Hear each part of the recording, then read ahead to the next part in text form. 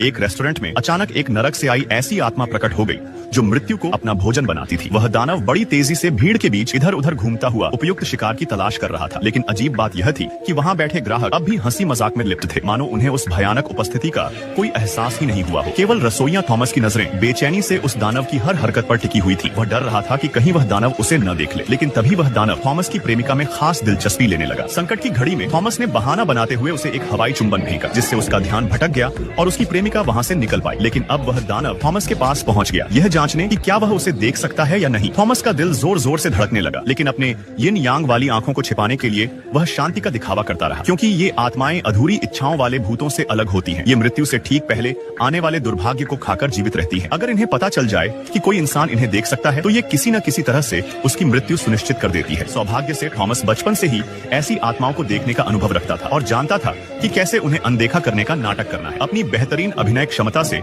वह इस बार की भी परीक्षा में पास हो गया, लेकिन खतरा टला नहीं था। जैसे ही उसकी प्रेमिका ने अपनी सीट छोड़ी, दानव ने फिर से उसका पीछा करना शुरू कर दिया। वह उसे अंतिम शिकार बनाने ही वाला था कि तभी एक आदमी, एक सूट पहने व्यक्ति दरवाजा खोलकर अंदर आया। उस व्यक्ति के शरीर से उठती मृत्यु की गंध ने दानव को मंत्र मुग्ध कर दिया और वह तुरंत अपना लक्ष्य बदल बैठा। थॉमस को समझ में आ गया कि किसी भी बड़ी त्रासदी के पहले ये आत्माएं जरूर दिखाई देती है, क्योंकि इनकी गंध आपदा को पहले ही भांप लेती है। सूट पहने उस व्यक्ति के दिमाग में भरे शैतानी विचार इतने भयंकर थे कि एक नहीं बल्कि कई दानव उसकी ओर खींचते चले आए। वे सभी उसकी आत्मा के अंधकार को और अधिक भड़काने लगे। थॉमस ने इससे पहले इतनी बड़ी संख्या में दानवों को एक साथ कभी नहीं देखा था। यह तय था कि अब इस छोटे से शहर में भयंकर नरसंहार होने वाला है। वह जान गया कि यह आदमी कोई भयानक योजना बना रहा है। थॉमस उसका पीछा करते हुए एक शॉपिंग मॉल तक पहुंचा। वह आदमी जैसे ही एक कोल्ड ड्रिंक शॉप में गया और 2 बकेट मिठाइयां ली, सभी दानव वहीं रुक गए और थॉमस की उपस्थिति को महसूस करने लगे। थोड़ी देर विचार करने के बाद उन्होंने मानो किसी आदेश का पालन करते हुए नरक के द्वार खोल दिए और एक एक कर उसमें समा गए। थॉमस को समझ आ गया कि मामला बहुत गंभीर है। वह स्कूटर पर सवार होकर सूट वाले आदमी का पीछा करते हुए एक दूरस्थ केबिन तक पहुंचा। जब वह आदमी घर से बाहर गया तो थॉमस ने ताला तोड़कर अंदर प्रवेश किया। अंदर सब बिखरा पड़ा था। मेज पर रखे एशत्रे में 3 अलग अलग ब्रांड की सिगरेटें थी, जिससे साबित होता था कि उस आदमी के और भी साथी थे। तभी अचानक कमरे में एक ठंडी लहर चली और एक कमरे के अंदर से आत्माओं की कराह सुनाई देने लगी। बर्फीली हवा ने सारा वातावरण जमा दिया। थॉमस ने डरते डरते जमी हुई दरवाजे की कुंडी खोली